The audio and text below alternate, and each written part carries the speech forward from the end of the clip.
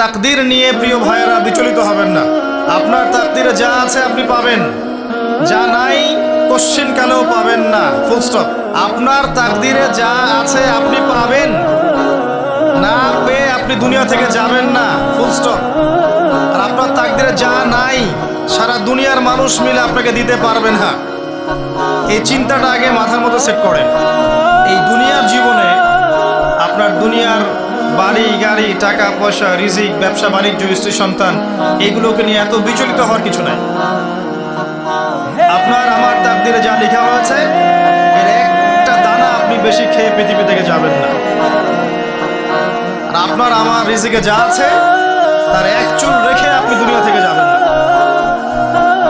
এটাই চূড়ান্ত সত্য কথা। আপনি ঘুষ খান আর সুদ খান আর দুর্নীতি করেন আর মানুষের সম্পদ আত্মসাৎই করেন না কেন, যতটুকু লেখা আছে আপনার তাকদীরে এর বেশি আপনি কিচ্ছু পাবেন না। আর আপনি হালালে থাকার জন্য যতই কষ্ট করেন, হালালে আছেন, সবজি বিক্রি করে খাচ্ছেন, আপনি ছোটখাটো ব্যবসা করছেন, মানুষ আপনাকে দাম দেয় না, আন্ডার এস্টিমেট করে, গরিব বলে, ফকির মিসকিন বলে, কিন্তু আপনার তাকদীরে যা আছে আপনি সেটাই পাবেন, এর বেশি আপনি কিচ্ছু পাবেন। হুয়াল আউয়ালু ওয়াল আখির, আল্লাহ পাক প্রথম এবং আল্লাহই শেষ। কুল্লু মান আলাইহা ফান ওয়া ইয়াবকা ওয়াজহু রাব্বিকা যুল জালালি ওয়াল ইকরাম। প্রত্যেকটা বিষয় ফানা হয়ে যাবে, কিচ্ছু থাকবে না। এখন আপনি পৃথিবীতে যা দেখছেন এগুলোর কিছুই থাকবে না। প্রত্যেক মানুষ, প্রত্যেকটা জিন, প্রত্যেক উদ্ভিদ, প্রত্যেক এই প্রাণী, আকাশ, মহাবিশ্ব, গ্রহ নক্ষত্র, চন্দ্র সূর্য, সমুদ্র, পাহাড় পর্বত, বিশ্বনেতা, রাষ্ট্রনেতা, সমাজ নেতা, পরিবারের কর্তা, অর্থনৈতিক নেতা, সবাই মারা যাবে, সবাই শেষ হয়ে যাবে, কিচ্ছু থাকবে না। এই বিষয়টা আগে ভালো করে হজম করতে হবে যে আমরা এখানে থাকতে আসিনি, আমরা এই দুনিয়ায় থাকতে আসিনি, আমরা এখানে এসেছি চলে যেতে। যার মনের মধ্যে এই কনসেপ্ট থাকে সে কখনো আল্লাহ পাকের বিদ্রোহী হতে পারে না,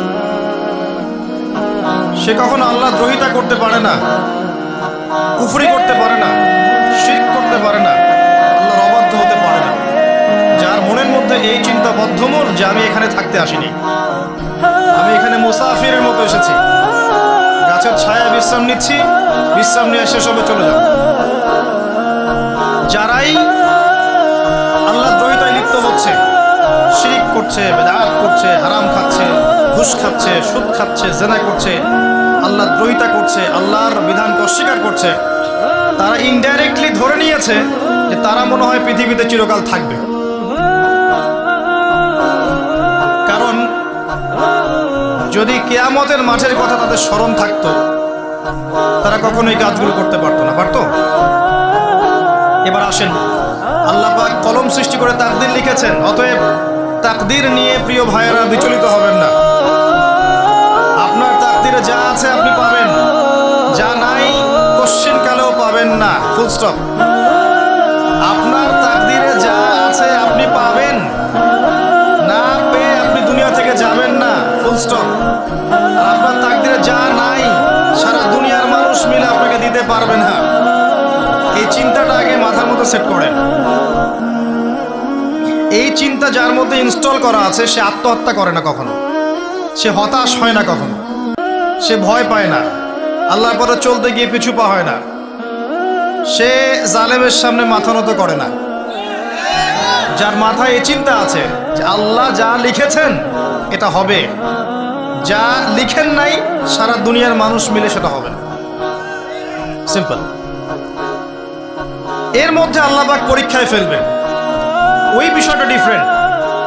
আমি অবশ্যই তোমাদেরকে পরীক্ষা করব ভয় দিয়ে, ক্ষুধা দিয়ে, সন্তানের কি ইন্তেকাল দিয়ে, ফসলের ক্ষতি দিয়ে, সম্পদের ক্ষতি দিয়ে আমি পরীক্ষা করব। কিন্তু যারা সবর করবে এবং যারা এই কনসেপ্ট রাখবে ইন্না লিল্লাহি ওয়া ইন্না ইলাইহি রাজিউন, এদেরকে আল্লাহ পাক প্রশংসা করেছেন, ইনশাআল্লাহ এরা সফল হবে। আল্লাহ পাক তাকদির লিখে ফেলেছেন, তাকদির নিয়ে টেনশন করবেন না, রিজিক নিয়ে টেনশন করবেন না। এখনকার যুব সমাজের সবচেয়ে বড় টেনশন রিজিক।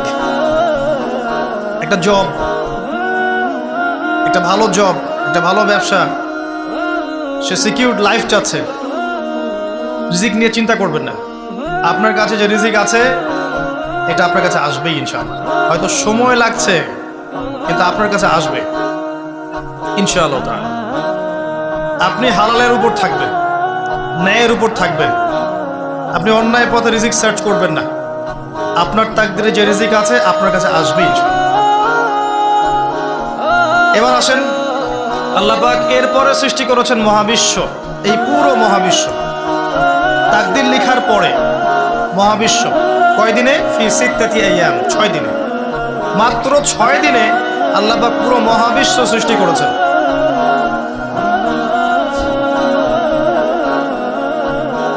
হুয়াল্লাযী খালাকাস সামাওয়াতি ওয়াল আরদা ফি সিত্তাতি আইয়াম সুম্মা ইসতাওয়া আলাল আরশ। সূরা হাদীদের মধ্যে একটা আছে, তিনি সে আল্লাহ যিনি এই মহাবিশ্ব সৃষ্টি করেছেন 6 দিনে, এরপরে আরশের উপর সমাসীন হয়েছেন। আল্লাহ পাক এর একদিন আমাদের একদিনের মতো নয়, বরং কিয়ামতের মাঠে যেদিন আমরা দাঁড়িয়ে থাকব এই দিনটা হবে আল্লাহর হিসেবে 50,000 বছরের সমান। মানুষ অস্থির হয়ে থাকবে, বিচার শুরু হচ্ছে না কেন। অপেক্ষা করা কাজটা খুব যন্ত্রণাদায়ক, তাই না? কারো জন্য অপেক্ষা করা, অপেক্ষা করে আছেন, 1 ঘন্টা পর আসবে, এলো না, আপনি অস্থির হবেন। 2 ঘন্টা পরে এলো না, 10 ঘন্টা পরে এলো না, আপনি অস্থির হবেন, পায়চারি করবেন, বই পড়বেন, নাস্তা খাবেন, হাঁটাহাঁটি করবেন, আপনি ব্যাকুল হয়ে যাবেন। অপেক্ষা করা একটা ডিফিকাল্ট কাজ। কিয়ামতের মাঠে মানুষ 50,000 বছর অপেক্ষা করবে, বিচার শুরু হচ্ছে না কি জন্যে। সবাই গিয়ে ধন্না দিবে, প্রথমে আদম আলাইহিস সালাম, তারপরে নূহ আলাইহিস সালাম, ইব্রাহিম, মূসা, ঈসা আলাইহিমুস সালাম। আল্লাহর কাছে একটু সুপারিশ করেন, বিচার যেন শুরু হয় অ্যাটলিস্ট। কেউ কিচ্ছু করতে পারবে না, কারণ সবাই বলবে ইয়া নাফসি, ইয়া নাফসি। দূর থেকে একজনের আওয়াজ আসবে, যিনি ইয়া নাফসি বলছেন না, যিনি বলছেন ইয়া উম্মতি, ইয়া উম্মতি। সবাই তার কাছে যাবে এবং তিনি আমাদের নবী মুহাম্মদুর রাসূলুল্লাহ সাল্লাল্লাহু আলাইহি ওয়াসাল্লাম সিজদায় পড়ে যাবেন এবং তার উম্মার জন্য সুপারিশ করবেন। উম্মার কবিরা গুনাহগার ব্যক্তিদেরকে সুপারিশ করে তিনি জান্নাতে নিয়ে যাবেন ইনশাআল্লাহ। আল্লাহ তাকে ওয়াদা করেছেন, হে নবী, তোমার উম্মতের কোনো ব্যক্তি যদি শিরিক না করে আমার সামনে উপস্থিত হয় আমি তাকে মাফ করে দেব ইনশাআল্লাহ। হাদিসে কুদসির মধ্যেও আছে যে হে আদম সন্তান, তুমি যদি দুনিয়ার সমান পাপ নিয়ে, আসমান জমিন সমান পাপ নিয়ে আমার সামনে দাঁড়াও, কিন্তু আমার সাথে কাউকে শরিক করনি, তাহলে আমি আল্লাহ তোমার সামনে আসমান জমিন সমান ক্ষমা নিয়ে উপস্থিত হব ইনশাআল্লাহ। শোনেন, 1000-999 জন মানুষ জাহান্নামে যাবে, প্রতি 1000-999 জন মানুষ জাহান্নামে যাবে। সহিহ বুখারীর হাদিস 4 বার এসেছে। এখানে ইকুয়েশনটা এমন না যে ম্যাথামেটিক্যালি ক্যালকুলেট করতে হবে, এমন নয়। এটা দিয়ে আধিক্য বোঝানো হচ্ছে, বেশিরভাগই জাহান্নামে যাবে। এই কথা আল্লাহ পাক কিন্তু সূরা আরাফের মধ্যেও বলেছেন 179 নম্বর আয়াতে, ওয়ালাকাদ যারানা লিজাহান্নামা কাসীরাম মিনাল জিন্নি ওয়াল ইনস। একই বিষয়ে কোরআন হাদিস পরস্পর মিলে যায়। এখানে একটা বিষয় বুঝতে হবে, আল্লাহ পাক বলেছেন সূরা নিসার মধ্যে, ইন্নাল্লাহা লা ইয়াগফিরু আন ইউশরাকা বিহি ওয়া ইয়াগফিরু মা দুনা যালিকা লিমান ইয়াশা। আল্লাহ পাক তার সাথে শিরকের গুনাহ মাফ করবেন না, এছাড়া যে কোনো গুনাহ আল্লাহ পাক যাকে ইচ্ছা মাফ করতে পারেন। তার মানে যে বেশিরভাগ মানুষ জাহান্নামে যাচ্ছে তাদের আমলনামায় কোন পাপ থাকতে পারে? কথা বোঝা যাচ্ছে কি? নিঃসন্দেহে তাদের আমলনামায় শিরকের পাপ থাকবে। এটা বুঝতে আপনাকে পিএইচডি করার দরকার নাই। আল্লাহ পাক শিরক ব্যতীত যে কোনো পাপ যাকে ইচ্ছা মাফ করতে পারে। তার মানে তারা জাহান্নামে যাচ্ছে বিকজ অফ শিরক। আমাদের মুসলিমরা এখন শিরক বোঝে না, অমুসলিমরা তো শিরক করেই। যেমন কেউ বলছে ওয়াকালাতিল ইয়াহুদু উযাইরুন ইবনুল্লাহ, ইহুদিরা বলছে উযাইর আল্লাহর সন্তান, নাউযুবিল্লাহ, শিরক। অথচ ওরাই এখন বিশ্বকে রুল করছে, তাই না? ওয়াকালাতিন নাসারা আল মাসীহ ইবনুল্লাহ, নাসারা বলছে যে ঈসা ইবনে মারইয়াম আল্লাহর সন্তান, তাই না? অথচ ওই সভ্যতাই এখন বিশ্বকে রুল করছে। যালিকা কাউলুহুম বিআফওয়াহিহিম, এটা ওদের মুখের কথা, এটা জাস্ট মুখের কথা। আবার অনেক সময় দেখা যায় যে আল্লাহকে বাদ দিয়ে আমরা মাধ্যম পূজাও করছি। অমুসলিমরা তো শিরক করছেই, যারা মুসলিম তারা দেখবেন আল্লাহকে বাদ দিয়ে মাধ্যম পূজা শুরু করেছে। মাজারের পূজা করছে, কবরের পূজা করছে, মৃত ব্যক্তির ওসিলায় পার পাওয়ার চেষ্টা করছে। মুসলিম থেকে দেখবেন তাকদীরকে অস্বীকার করছে, আল্লাহর হালালকে হারাম করছে, আল্লাহর হারামকে হালাল করছে। মুসলিম থেকে দেখবেন যে হাতে একটা আংটি পড়েছে, ভাই কি জন্য পড়েছে? এই রোগ ভালো হবে আমার। গলায় একটা বালা ঝুলিয়েছে, কোমরে একটা মাদুলি, ভাই এগুলো কেন? এগুলোতে রোগ ভালো হবে। মুসলিমদের কথা বলছে, অমুসলিমদের কথা বাদ দেন। যারা বলছে আল্লাহর সন্তান আছে, ওদের কথা তো বলার দরকার নেই আমাদের, কারণ এগুলো স্পষ্ট শিরক। তবে এতটুকু বলি যে 25শে ডিসেম্বরে যারা বলেছে মেরি ক্রিসমাস, বলেছে না? 25শে ডিসেম্বর যারা বলেছে মেরি ক্রিসমাস মুসলিমদের মধ্যে, এরা স্বীকার করে নিয়েছে যে ওই দিন আল্লাহ রাব্বুল আলামিন ঈসা আলাইহিস সালামকে জন্ম দিয়েছেন। নাউযুবিল্লাহ, নাউযুবিল্লাহ মিন যালিক। আর এটা এত বড় একটা কথা, এই কথা যদি আসমান জমিন আর পাহাড় শুনে রিয়্যাক্ট করতে পারতো, থরথর করে কেঁপে ভেঙে যেত। সূরা মারিয়ামের শেষের দিকে পড়ে দেখেন, وقالوا اتخذ الرحمن ولدا لقد جئتم شيئا إدا تكاد السماوات والأرض يتفطرن منه وتنشق الأرض وتخر الجبال هدا। পরেন অর্থটা, আসমান জমিন পাহাড় যদি এই কথা শুনে রিয়্যাক্ট করতে পারতো, এরা চৌচির হয়ে যেত। এত বড় একটা কথা বলেছো তোমরা, ঈসা আলাইহিস সালামকে আল্লাহ পাক জন্ম দিয়েছেন। নাউযুবিল্লাহ। তো এরা তো শিরক করছেই। মুসলিমরাও দেখবেন এই যেগুলো বললাম, আল্লাহকে বাদ দিয়ে অন্যের কাছে দোয়া করছে, আল্লাহকে বাদ দিয়ে অন্যকে সেজদা করছে, আল্লাহকে বাদ দিয়ে অন্যের কাছে নজর মানত করছে, আল্লাহকে বাদ দিয়ে অন্যের জন্য জবাই করছে, আল্লাহর তাকদীরকে অস্বীকার করছে, আল্লাহর হালালকে হারাম করে নিচ্ছে, আল্লাহর হারামকে হালাল করে নিচ্ছে।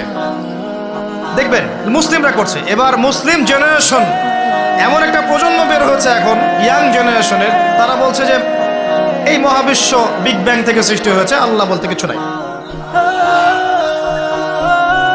আপনি বোঝেন কি কারণে প্রতি হাজারে 999 পিপল জাহান্নামে কেন যাবে? কারণটা কি? শিরক। আর এই শিরকটা হচ্ছে আপনার চিন্তায়, আপনার কথায় এবং আপনার কাজে। চিন্তার মধ্যে শিরক। যেমন একজন ব্যক্তি চিন্তা করে আকীদা, যে আল্লাহ ছাড়া অমুকও সন্তান দিতে পারে। এরকম আকীদা নাই মুসলিমদের? আছে। একজন বলছে আল্লাহ কল্যাণের মালিক আর শয়তান হচ্ছে অকল্যাণের মালিক। কথাটা শুনতে খুব ভালো লাগে না? অকল্যাণ হয়তো আল্লাহর পক্ষ থেকে আসে না, আল্লাহ পবিত্র, অকল্যাণ শয়তানের পক্ষ থেকে আসবে। ব্যাপারটা কি এমন? ভালো মন্দ, কল্যাণ অকল্যাণ, দুঃখ কষ্ট সুখ সবকিছু কার পক্ষ থেকে আসে? এমন নয় যে ভালোগুলো আল্লাহ দেন, অকল্যাণগুলো শয়তান দেয়। নাউযুবিল্লাহ। এরকম আকীদা আছে মানুষ। কিছু মানুষ বলছে তাকদীর বলতে কিচ্ছু নাই, মানুষ নিজেই তার কর্মের নিয়ন্ত্রণ। শিরক। কিছু মানুষ বলছে যে ভাগ্যই সব, মানুষের কাজের কোনো স্বাধীনতা নাই। মানে ভাগ্যই সব, আমার কাজের কোনো স্বাধীনতা নাই, আমি কলের পুতুল। চুরি করেছো কেন? আল্লাহ তাকদীরে লিখেছে তাই। সুদ খাও কেন? ঘুষ খাও কেন? রিলিফের মাল মেরে খাও কেন? আল্লাহ তাকদীরে লিখেছে তাই। এরকমও কিছু মানুষ আছে। প্রত্যেক পদে পদে আপনি শিরক পাবেন। আপনি আল্লাহকে ছাড়া সেজদা দেখতে পারবেন, আল্লাহকে ছাড়া মানুষ নজর করছে, মানত করছে, কসম করছে, কুরবানি করছে, সেজদা করছে, দোয়া করছে এবং ওসিলা পূজা করছে যে আল্লাহ বাদ দিয়ে অমুকে আমাকে পরকালে পার করিয়ে দিবে। নাউযুবিল্লাহ বলছেন ঠিকই, কিন্তু আমাদের দেশের বহু মানুষের আকীদা এমন। যে আমাকে পরকালে পার করায় দেওয়ার লোক আছে, সমস্যা নাই। শোনেন, পরকালের প্রতিটা সুপারিশ আল্লাহর ইখতিয়ারে। একজন শহীদ, আল্লাহর পথের শহীদ, তিনি কিন্তু সুপারিশ করবেন, কিন্তু তিনি নিজের ক্ষমতায় করবেন না আল্লাহর ক্ষমতায় করবেন। আলেম, হাফেজ, আল্লাহর পথের যারা মুজাদ্দিদ ছিলেন, আল্লাহওয়ালা আউলিয়া মানুষ, নবীগণ, সিদ্দিকগণ, সুহাদা, সুপারিশ করবেন নিজেদের ক্ষমতায় না আল্লাহর ক্ষমতায়। আকীদা স্পষ্ট না থাকলে তখন আমল করতে গিয়ে শিরক হয়ে যাবে। আর শিরক হলেই কি হবে? ওই যে বললাম, প্রতি হাজারে 999 জন মানুষ জাহান্নামে যাবে।